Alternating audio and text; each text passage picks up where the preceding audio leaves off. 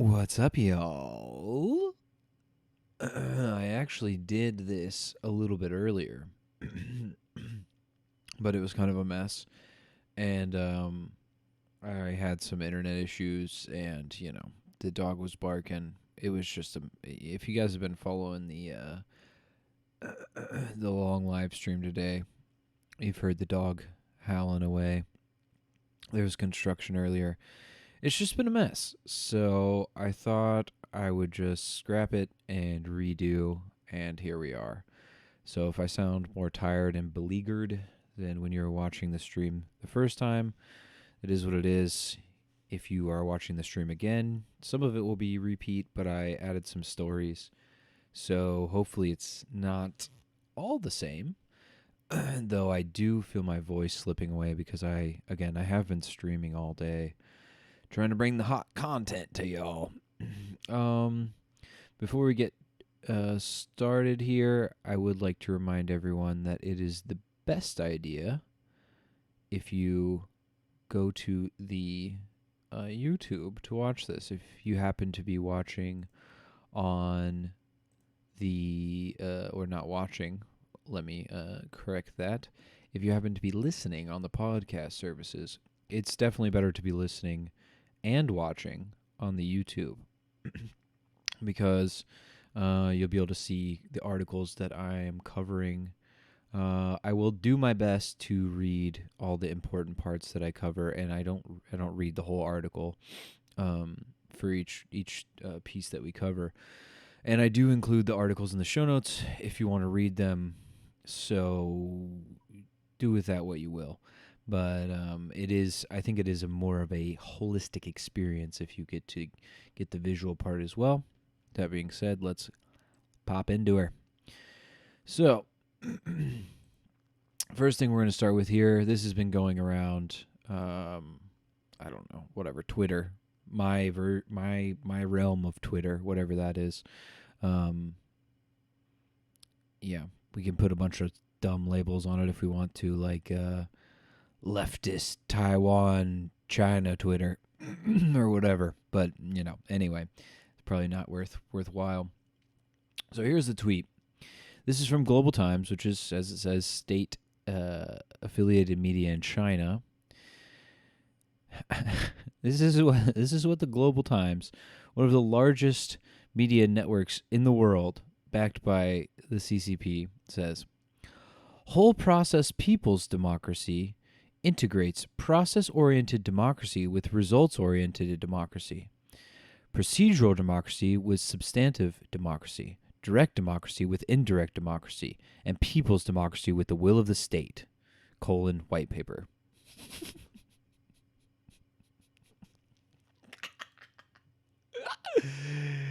I just had to put that. It's just nonsense. But then, so let's go over to another Chinese state media to read some more nonsense. So this is over at China Daily. Similarly, Chinese-owned state media for an article entitled "Chinese Democracy Makes People Masters of Country." Masters of country. So, starting out, it says, China's whole process, people's democracy, is a kind of high-quality democracy, with the people are masters. In which the people are masters of the country. Chinese experts said at a webinar on the quality of democracy on Friday. Sorry, like I said, I'm tired. I'm going to mess up a lot of these readings. What you'll notice in this is that there are very few quotes. A lot of people said stuff, but not a lot of actual quotes. So the event was led by the China Society for Human Rights Studies and hosted by Northwest University of Political Science and Laws Research Center for Human Rights in Xi'an, Shaxi province. So Yang Zhongke, the president of the NWUPL, said that the political development path and democratic model of a country said the political development path and democratic model a country chooses depend on its historical and cultural traditions as well as its level of economic and social development. Okay. To judge whether a country is democratic or not, the keys lie in, quote, whether the people are truly masters of the country, unquote, he added. So, seems reasonable. I mean, definitely history and culture play a big role in that. And I do think judging whether a country is democratic or not does lie in whether the people are truly masters of the country. I would say it's a little bit hard to be a master of a country without any actual control or democratic, mechanisms, like China, we would say. And we'll get to some stories a little in a minute here about how normal Chinese people don't have any of those things. But anyway, let's see what he says. Oh Su Jun, an associate. I don't know if these tones are right. I don't know these people's actual Mandarin names, so I'm just trying to pronounce them as phonetically correct as I can. And my apologies if I mispronounce them. An associate professor at the School of International Studies at Renmin University of China in Beijing said the key for a political community to avoid political decline and obtain political order is not the form of democracy, but the quality of democracy. So it depends what you mean by form of democracy. But okay, I agree. The quality of democracy is quite important. Qin Jinyu, Executive Deputy Director of the Research Center for Human Rights of the NWUPL, said based on its own democratic practice, China creatively put forward the concept of whole process people's democracy, which recognizes the diversity of human democracy. Zhang Sui, a professor at the School of Political Science and Public Administration, NWUPL, said people's democracy led by the proletariat has made fundamental innovations in the concept, system, and practice. Okay. Again, there have been no examples so far, but let's see if they come up with a few examples here. It looks like we're getting towards the bottom of the article, so better hurry up. So it quote, here's one quote. It has realized the essence of the people as masters of their own country and is a kind of high quality democracy, he said. Wei Nanzhi, a researcher from the Institute of American Studies, Chinese Academy of Social Sciences, said that in recent years, economic, social, and political inequality in the United States has worsened, and the U.S. democracy has increasingly debased into an oligarchy of the minority. So, hold on. We didn't see any examples of how the Chinese people are masters of the democracy. We just switched to saying that the U.S. democracy is worse, and now I think they're, again, you could probably prove that, and I would probably agree with you. But again, no examples of that. No data. But okay, all right, yeah, we switched gears pretty quick there to the U.S. is increasingly debased into an oligarchy, which is a weird turn of phrase, but yeah, it's become an oligarchy, okay. So next, Jiang Yan, a doctor in law from Shanghai Normal University, said the social problems caused by guns have been on the rise in the U.S., but the government is controlled by the arms dealers and political groups. Well, arms dealers, yes, to some degree. I mean, obviously they have an outpaced control of the government. I mean, that's true. They're allowed to, even, basic background checks, which are supported by 90% of people who are in the NRA, are not allowed to pass or not able to pass because, a lot of the government is bought and sold by these people because we have legalized bribery in the United States. What about China's legalized bribery and closed political system that only has one party, whereas at least half of the United States argues, half of the political parties at least argue for some sort of check on that, and sometimes we get some reform. not arguing for it. It's still a broken system, but you know, speck in your neighbor's eye, and blocking maybe blocking your neighbor's eye, blocking your own eye, kind of thing. Like pull out your own block first. I don't know if I totally agree with that. I mean, you can call out other people, but you should also deal with your own stuff. I don't think that one precludes the other. But anyway, and political groups, whatever that means. I mean, rich people, again, China has the same issue. It's an action. Well, I mean, and in both countries, let's be honest, in both countries, they're the same people. That's the problem, is that they're all the same people. We live, both of these countries live in oligarchies. There are differences between the two. We could met that out, but let's just be clear that, like, calling, anyway. Its inaction on gun control has led the U.S. into a vicious cycle of institutional problems with guns, he said, adding that it has democracy in its name, but not in reality in that regard. Again, I could probably agree with you. All right, let's get back to China. Oh, that's the end of the article.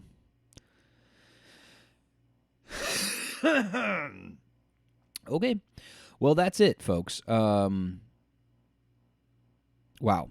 All right. So again, very quality information coming out of this state propaganda with billions of dollars behind it. And is it any wonder? This is not to say the U.S. media is so much better. It is freer. That is true. Like, let's be definitely honest about that. That's an important thing to say. It's much freer. It's not always better, again, because sometimes the people writing the news articles are these oligarchs that are friends with the people in power, literally friends with them, and sometimes don't put out stories that would hurt their buddies. So both should be critiqued, but this is why a lot of you come to our podcast and like these kind of videos, because we'll actually say it, even though we literally we maybe make $5 a week off this show. So yeah, think about supporting self-funded people. Anyway, you can, if you want to do that, you can check out our Patreon, patreon.com/FreeChinaPost. Shameless plug. Okay.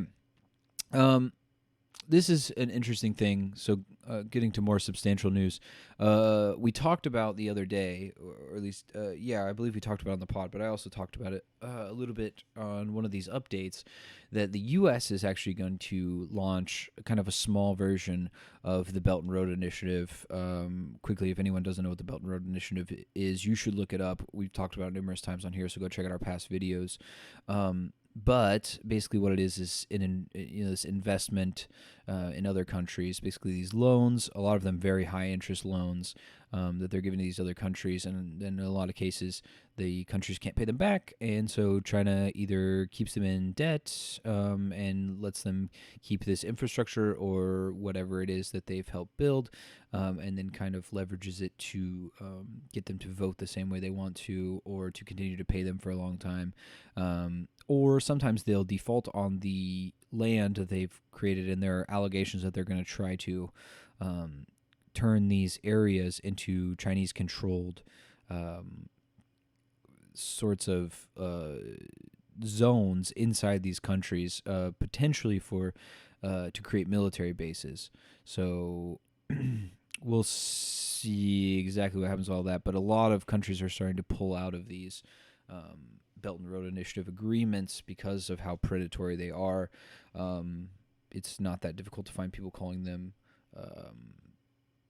neocolonialism. But anyway, the EU is launching kind of as it says, a bid to challenge this Chinese influence. And like I talked about before, the U.S. has also started doing these are obviously much smaller than what China is doing, especially the U.S. one. The U.S. one is probably going to be limited to around 10 countries. So we'll see what actually they end up doing. But it does look like they're going to have some more options for these countries, and hopefully this will kind of start to negate some of this Chinese influence and, honestly, coercion, neocolonialism that's going on. I do hope that The EU version will be, and we can take this is from the BBC, so talking about state-run media. I will say the BBC tends to be more critical of its own government than obviously any of the Chinese state-run media, but we also do need to take it with slightly a grain of salt, and we also need to wait for results to see what they will do. So you can see some of the numbers here. The Chinese BRI, so this Belt and Road Initiative, infrastructure projects around the globe. You can look kind of where they're centering these. So you see like Central Asia, obviously Africa, there's a lot of projects, and then Southeast Asia, I guess South and Southeast Asia.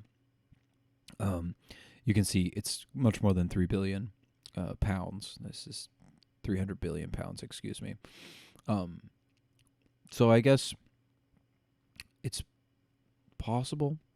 It's possible that it could rival it. It depends on exactly what they do, but we'll see. Again, and if they do some sort of neo-colonial strategy, it should also be called out. These should be good faith loans that basically have almost, I would say, no debt associated with them. They should be to help build up these. We can say poorer countries, but that's not always exactly fair. Sometimes they're very resource rich, but because of things like colonialism, have been held back. And obviously, it's immensely complicated. So, and each country has a different history and a different past and a different present. So, we can talk about each of those individual countries individually, but suffice it to say that colonialism and war have played a big role. So we'll continue to watch this, but I hope that it will be used as actual boon to slow down this Chinese neo-colonialism and won't be a reason for Europe to do more more colonial / neocolonialism as they have done in the past. Okay, so let's move on to a little bit of Taiwan news from China and the EU here. So, Slovak deputy minister arrives in Taiwan. So this is a 43-member delegation. This is following on the heels of the Open Parliament Forum that just wrapped up on Friday. So this is good. More speaking of Europeans, EU members just coming to visit Taiwan. So you can see here that the National Development Council, the chief,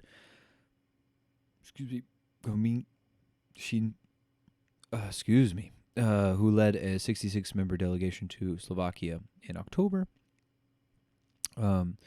where they signed 7 memorandums of understanding aimed at bilateral collaboration. So this is mostly trade and technology, but we will see. Hopefully, they will continue to grow this. But this is good to see more people visiting. And same thing with this. We had a number of different countries, including Baltic states, joining for this. And, you can see here 37 experts, scholars, and parliamentarians from 21 countries, including Argentina, Australia, Czech Republic, France, Germany, Japan, Sri Lanka, the UK, and the US took part in the forum. So this is good to see these kinds of discussions happening and hopefully giving more recognition to Taiwan. Same thing, we talked about this a few times before, but the House Speaker from Belize says that they're going to hopefully do a trade pact that will deepen ties with Taiwan. We talked about this in reference to Belize kind of doubling down on support for Taiwan after it was announced that perhaps Honduras might switch allegiance or diplomatic recognition to China from Taiwan. Now, again, this is kind of speculation at this point. So it's not really worth getting too deep into. But you can see Castro was elected in Honduras, and she had pledged, though I don't know to exactly what degree the pledge was, that she would switch ties to China, which again would reduce Taiwan to just 14 diplomatic allies. However, her aides subsequently walked back that commitment, and there have been a number of other people in the Honduran government to say that this is also not necessarily accurate. But we'll see. I think a lot of this is speculation, and it's not necessarily worth worrying about too much for the average person. One, because there's not much we can do about it, and two, because it could change at any moment. We really have no idea what's going to happen with this, and it might be much to do about nothing. But speaking of, if a a switch in recognition happens, we talked about this on the podcast just recently. Right here, this podcast, you spilled your beans, which was a fun podcast. Ari brought this up, that the Solomon Islands are facing the PM is facing a no confidence vote, because there have been a number of riots, mostly relegated to their Chinatown. So a lot of people have called for the PM to either step down or reverse diplomatic recognition back to Taiwan, which would again put Taiwan back up at 16. There's obviously been looting and violence, but this politician says that the looting and violence pales in comparison with the looting that happens at the top. Again, this is talking about corruption at the elite levels of power. We all know it. We all understand it. So we'll see what happens with that. And if there are any updates soon, I will bring them to you. Again, just to give the other side, I suppose, to be overly fair, the health minister in the Solomon Islands said that the leadership has done. He supported, or he or she, excuse me. I actually don't know if this is a man or a woman. The health minister spoke in support of the PM's leadership, saying that amid the COVID-19 pandemic, I guess it is he should not resign, as there have been 20 cases and no deaths in the country, according to the WHO. So that's impressive, and hope that continues, though it has nothing to do with whether or not the switch to recognition of China was a good idea. And I would obviously argue, I'm a little bit biased, but I would argue that it was a bad idea. Anywho,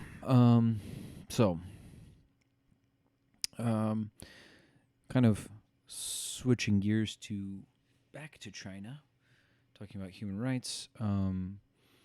We've been talking recently about Peng Shuai, pictured here, and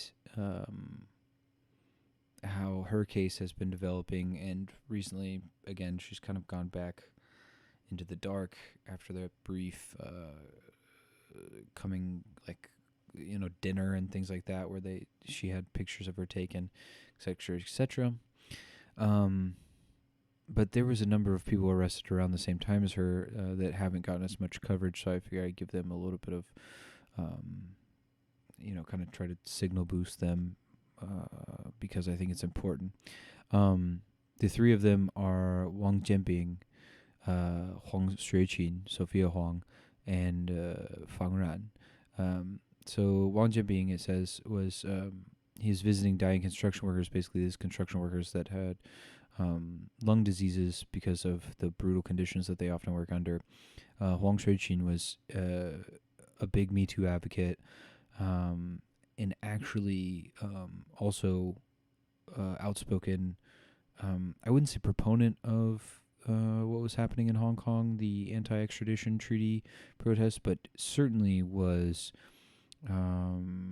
much more understanding and willing to lend some sort of a desire to hear them out and give them a fair shot than most, especially in the leadership in China.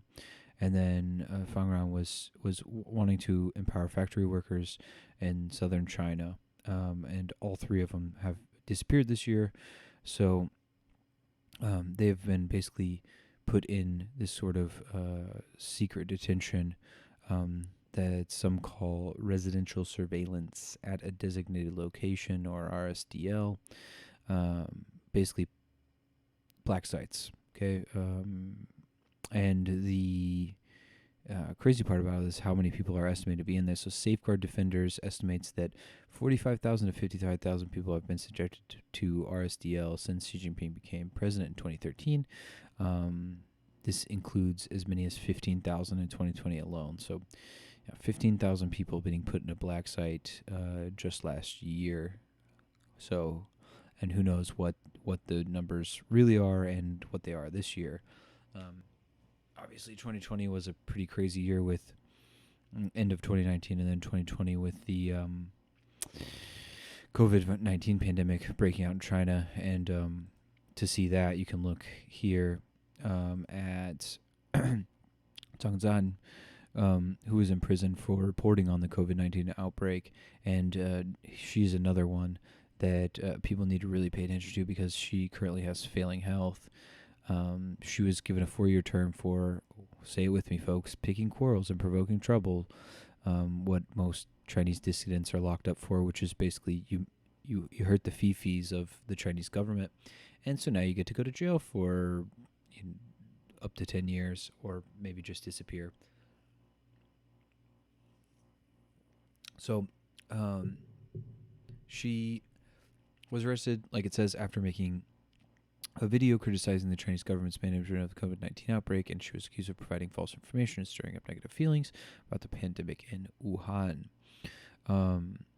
So she was arrested and found guilty, and she has undergone hunger strikes, basically protesting her confinement, and now has acute malnutrition, a stomach ulcer, and extensive edema of her lower limbs, and is unable to move or elevate her head without its assistance. So she's in quite a grave state, and needs to be needs to be let out. Let's just be honest about that, okay? She should be let out. But people should be paying attention to her predicament. These three as well. So I would ask people to go look into this. I don't want to go too long, but quickly, Fang was doing his PhD in Hong Kong. He's basically a labor activist, and he was, according to his father, allegedly a member of the CCP. So it's not like he was like super against the CCP. It seems like he just wanted them to reform. But again, eventually accused of subverting state power, and essentially disappeared. Okay. Again, go read what people say about him, but this is something that people should be, if they're not familiar with. It says, Fang had been asked multiple times to drink tea, which is a euphemism for being threatened by security services. So, ask you to come drink tea, and then, you get your threats, and if you don't follow them, then you disappear. And then, so read the details on him, but also when it comes to Wang and Huang Jianbing and Huang Shuixin, they were basically meeting with a number of other individuals, and they were actually having tea, and meeting and discussing kind of like their. First of all, this is important too. Huang had been arrested before and placed on RSDL for 3 months because, like I said, she wrote about the Hong Kong pro-democracy protest, and she didn't do so in a sufficiently talking down to them term in a remonstrative tone, perhaps. Um, and this is crazy. I can't believe she didn't get like killed for this, but they put a camera up in her hallway of her building, the stairwell of her building, and she like held up a placard allegedly to the surveillance camera, and she's saying, "Do you hear the people sing?" Which has kind of been some of these songs from Les Mis have been big in the Hong Kong protest movement. So it's kind of, I don't know if they didn't get that or if they just let it go, but I'm surprised she wasn't. I mean, maybe that was a big part in why she was arrested. But anyway,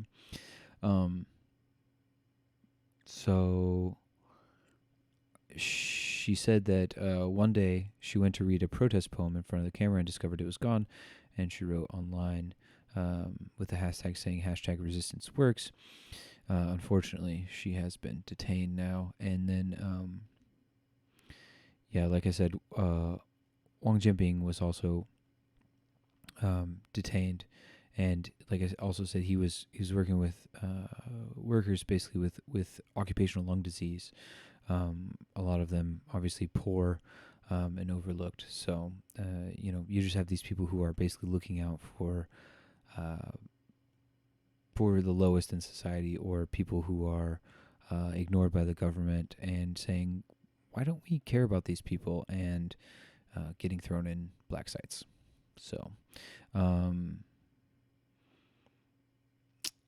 here's another example.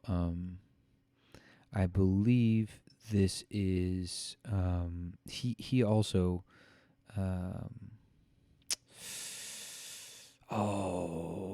now I can't tell you for certain, but I believe he is the partner of one of these people. I want to say it is I want to say it's Fang Ran, but I could be wrong. So let's look at yeah. So Huang was relieved of the pressures. So this is Li was released from prison in. Okay, so I was mistaken. Huang also wrote about the pressures facing women's rights, and you can see real quick here. Huang actually did a lot of interesting studies. So this is from an article I wrote before, quoting Huang. So Huang actually did a study of 416 female journalists, and of the group, 84% reported that they had experienced sexual harassment or assault in the workplace. And then this is another study that said 70% of college students and graduates of 7,000 reported they had been sexually harassed in China. And then there's another study that showed 80% of women had experienced sexual harassment in China. So pretty clear there. And then there's actually another example from Sophia Richardson's when she was writing who was writing in Human Rights Watch, and she said that among the over 50 million court verdicts from 2010 to 2017 available publicly, only 34% focused on sexual harassment, according to a study by the Beijing Yunzhong Gender Development Center. Among these 34 cases, only 2 were brought by the victims suing alleged harassers, and both of the cases were dismissed for lack of evidence. So that's pretty important when we start to look at things like these cases of this activist, just this regular person, really, Zhou Xiaoxun, or Xinzi.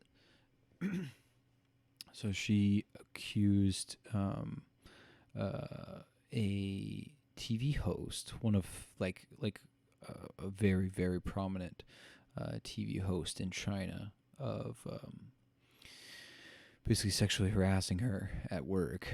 And you can see not that many people showed up to support her, which shows how difficult it is to support um, someone like this in China and how unpopular it is. But she basically did this after the allegations against Harvey Weinstein came out. She wrote a 3,000-word essay about. She wrote this in 2018, but it was about 2014, where she was basically saying that Zhu Jun had sexually harassed her, and she said that she actually did complain to the local police, but said that they told her to drop her accusations because Zhu had a positive impact on society. So she kind of backed out of that, and she started getting a lot of traction on this post that she put out. It says after a friend of hers who was an NGO worker named Xu Chao reposted it on Weibo, and this is kind of in the obviously 2018 Harvey Weinstein. This is when the Me Too movement is really picking up around the world. A lot of people just think about it in the United States and in Europe, but actually a lot of places around the world have started to pick up steam. Also in China as well. Unfortunately, you can see we've talked about some of these cases before. There was a fired professor for harassing a student sexually, and also a well-known charity. We've talked about like I said, we've talked about these before. I've linked them in some of the articles as well. But quickly, obviously, they banned and censored her posts. And so, yeah, now we'll see, but hopefully these people will see justice.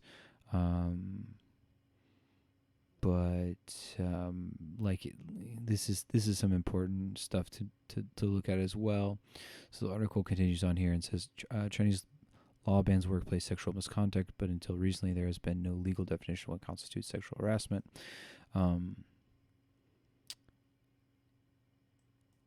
Like I said earlier, when I quoted the human rights China director, there's so few cases that are even brought to court, and of those, basically all of them are dropped. So, it's not a good chance, but there's a better chance when people pay attention to it, and they at least have to kind of pretend to care when people pay attention to it. Like you look at what's happening currently with Peng Shuai, and you have these. They at least have to do this dog and pony show where they pretend to care about women's rights and sexual abuse against women. Hopefully, with pressure continuing mounting and actual consequences, like the WTA pulling out of all their big money contracts, that this will continue and hopefully actually translate into real support for these women. And real justice for the women, and the perpetrators actually having to face some sort of consequences, and obviously real trials is really the main thing. Is there needs to be justice meted out in these cases, and as opposed to just them getting thrown out because it makes a CCP member with good standing looking bad, losing face, so we need to cover it up. That's what we have to avoid here. This, like I said, the WTA, the Women's Tennis Association, is pulling out. So a lot of people are praising Steve Simon for making this decision and basically taking a huge loss in money. However, the ITF will not be doing the same, unfortunately. So basically, they said that, like it says in the title, that it does not want to punish 1 billion people by suspending Chinese tournaments. So we've talked about all the WTA stuff before. Basically, it says The ATP, which oversees men's tennis, has been criticized for not following the WTA stance. And a statement from the ATP on Thursday said it believes having a global presence gives us the best chance of making an impact. The ITF has repeatedly said that its primary concern is with Peng's well-being. Interesting, they won't back that up with anything, but anyway, there's a quote here. It says, quote, we will continue to analyze the situation, but we feel that growing grassroots and making tennis available is an important element. So what does this have to do with the safety of athletes? Nothing. Growing grassroots? I don't know. If that results in people being abused, then I don't know if that helps anything. It might make it worse. At best, it's just a way to launder their image. Anyway, we will continue. Here's another quote. Quote, we will continue those efforts in conjunction with the Chinese Tennis Association. Again, nothing really been said here. Obviously, the IOC is laundering the Chinese image. So it's just it's laziness, and it's basically an excuse to do nothing and continue to make money, is what it is. Let's just call spades spades. Okay. Speaking of, might we say, attempts to whitewash images. This is an article about President Tsai Ing-wen stressing Taiwan's resolve over human rights. I think this is good and more honest than what we're getting out of Beijing, but I don't know. It says, here's a quote from her saying, Taiwan will never forget the lessons learned from our authoritarian past. So they're basically, from this, it says, Tsai said that the Transitional Justice Commission has proposed a draft bill to help recover assets and provide compensation for those convicted of political crimes by Taiwan's former authoritarian government. She says this is basically the least we can do. This is good. It is good that hopefully there will be more investigations into this stuff. But there are a number of human rights issues that need to be addressed, including, like it says, she says that Tsai said that it was the government's responsibility to protect human rights, be it traditional justice, labor rights, or the rights of children. This is good, but it's good rhetoric. Whether or not that's going to be the case is yet to be seen. There were just numerous cases and allegations this week of issues with migrant laborers basically being subjected to worse treatment than average citizens. I mean, that's always going on, obviously.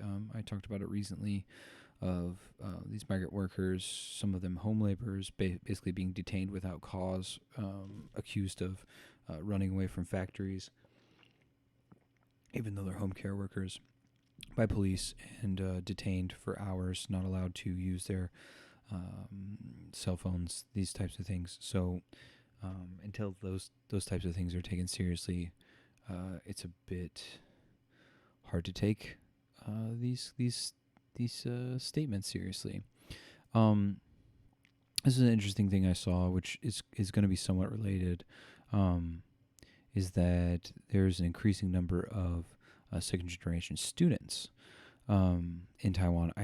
This is the other thing, though, is I'm not exactly sure what they mean by second-generation students, because it's not clear whether that means they have one or two parents that are foreigners. But anyway, obviously, it says the Ministry of Education has said that obviously they might have different challenges than native or quote-unquote local children. This is also something that needs to be addressed in Taiwan, is there should be a free here, because this is nonsense. You only get that if you're watching the video, sorry. But they need to make sure that people can become Taiwanese. I think there needs to be this is just my personal opinion, that there needs to be an expansion of what being Taiwanese is. I don't think it needs to be just you look quote unquote Taiwanese, and you can speak, a few words of the Minnan language. I mean, I think it's got to expand from that. That's just my personal opinion, and I would like to hear what more actual Taiwanese people think. But I think with falling birth rates and this constant speak of inclusion, there needs to be a movement towards that. Otherwise, it's somewhat empty rhetoric. Here's another thing that there's when we talk about human rights and progressivism. This is going to be a big problem for Taiwan moving forward. I think, obviously, not necessarily in Asia, but in terms of recognition from some of these Western countries, potentially, and at least in my book for certain, I will be criticizing on this. Is that Thailand seizes $120 million worth of crystal meth bound for Taiwan. Now, obviously, that's good. Crystal meth is horrible, and they should obviously keep this out of the hands of people for the most part. Totally, I would say. I don't know that this is clean. It's probably not. But what I would say is that drug policy is my main point on this, is that drug policy in Taiwan is quite archaic. You can literally still get the death penalty for it here in certain cases. You can still get charged. It's one of the very few countries where you can get charged simply for ingestion of drugs. So if you get caught with it in your system, you can get tried. It's absurd, and it's backwards, and it's if you've been doing a lot of talk about healthcare with around this COVID pandemic, but if you want to talk about real justice, we have to move away from criminalizing these sorts of people with addictions, and some of it's not even addiction; it's just recreational use, which, depending on the substance, depending on the amount, depending on how responsibly you're using it, I think is for adults. I mean, there's a lot of alcohol consumption in Taiwan, and there's critiques that can be made about that and how healthy that is, which, but certainly for responsible adults, I think a certain amount of mind-altering substances are quite acceptable. Again, just my opinion, but certainly you shouldn't be sending people to jail for it. At best, you should be making sure that they have access to adequate mental health care to find out maybe why they use these substances in the first place, or rely on them, or, God forbid, get addicted to them. So anyway, again, another area where I would like to see a lot more progress on human rights. The last thing is there's some polling. We had a lot of backsliding from the mayors. I'll just go over like the big hits. Is that the DPP seems to be kind of moving backwards. This is mostly looking at mayors here. You see a lot of mayors kind of moving backwards. Some of it, you see the new Taipei mayor moving backwards. Kowenza is still in last place, which makes me very happy. It's always good to see. I was surprised to see Ing-wen, the mayor of Taoyuan, is also moving back. Another one I was not super surprised, but not wasn't totally expecting either, is that Kaohsiung's mayor, Chen Qimai, is also not doing well. I think was he 12th maybe? Yeah, here's Chen Qimai. He's still not doing super great. But yeah. So he's done well with COVID, and they've given him good numbers, actually. I think he was one of the top overall. 84.88% of those polled in Kaohsiung commented on his performance in terms of his critical response, talking about COVID, and also the efficiency he displayed for providing financial aid by the hardest hit by the pandemic. Um, so he scored higher than everyone at the other municipalities. Um, Interesting this though that people still think of the old and broke city of Kaohsiung, even though actually they've been doing quite well in terms of revitalizing the city. It's just my opinion, obviously, and I also haven't lived here that long, but interesting. And then obviously housing costs. Housing is a nightmare in Taiwan in terms of actually buying houses. So this is going to be a big problem for everyone, and they're going to have to figure this out. This is similar why people are leaving Taipei. I'll tell you why. Housing costs.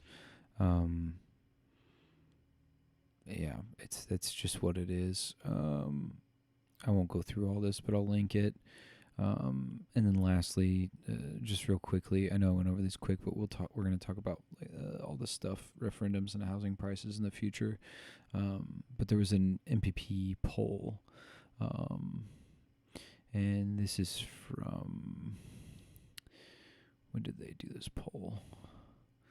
Oh, recently. Okay, this is actually from yesterday, so these numbers are actually probably pretty somewhat accurate, but it should be remembered that this is a new Power Party poll, so it might tend to favor what they want. And then you can look at there's 1,068 samples here, and 3% margin of error. So keep that in mind when we're looking at these numbers real quick. But so they're saying that the poll results showed that the turnout for the referendum would be high, with about 59.7% saying they would certainly vote and 16.1% saying possibly. So in terms of the fourth nuclear power plant, 51.8% said no, they would not be in favor of restarting it, and 37.7% voted yes, or said they would vote yes. 60% expressed a lack of confidence about the nuclear power security in Taiwan, which I tend to sympathize with. About linking referendum voting with major elections, 44.8% agreed with doing this, and 42.9% disagreed. So that's within the margin of error. So that's quite close. On the moving the liquid gas terminal from Taoyuan in the west coast of Taoyuan to protect these algae reefs. They were moving. This 39.5% agreed to relocate it, while 37% disagreed, again within the margin of error on that one. And then the last one, to reinstate bans on ractopamine pork. 51.9% agreed to reinstate these bans, and 38.9% disagreed. So, like I said, basically the MPP only wants to vote against the power plant question. Okay, whereas they want to vote yes on the other three items. So keep that in mind. So we can look here. Like they would say, they would want to vote against the first one. So they'd want to vote against this. So this would be again agree with them, and they'd want to vote yes on the rest of these. Okay, so which again, this would kind of follows what they want to vote. So again, take it with a grain of salt. It will be interesting to see how it actually shakes out. And the referendum is on the 18th, December 18th. So we will know next couple weeks here. And then it also surveyed performances of Ing-wen and Su Zhenzhang. I always mess up his name. And Tsai got 57.1% of support against 33.7% disapproval, and Su Zhenzhang got 50.9% support and 39.4% disapproval. So again, these are obviously probably pan-green people voting a lot of this. So, yeah. I don't know how much to believe this, but it will be interesting to see how many people actually do come out and vote, and how they decide on these. I know a lot of people I've talked to said that they're not going to vote in it, so yeah, we'll see. But all right, I've been going on about this. If you guys have things you want to say, comments you want to make, please do drop them in the comments on YouTube, or you can also comment down below on the articles when I post them. The other thing is you can message us on any of the social medias. You can find them through here as well. So you can subscribe here, but you can also find here at the bottom all of our social media down here. So go check that out. And then while you're over here, disable your ad blocker. Click on some of these sites, and that helps us out a lot, like more than you realize. If you click on some of these ads, and then the other thing you can do that'll really help us is if you join our Patreon. So that's patreon.com/FreeChinaPost, patreon.com/FreeChinaPost. You can get all this cool stuff.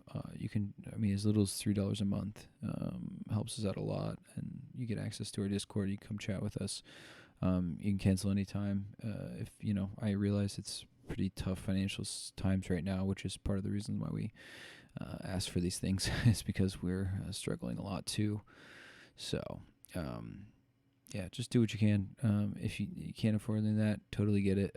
Spread via word of mouth. Tell your friends, tell your family, tell your kids, tell your wife to come listen. And we appreciate that a lot too. So, without further ado, love y'all. Talk to you soon. I know y'all never forget that FCP 最top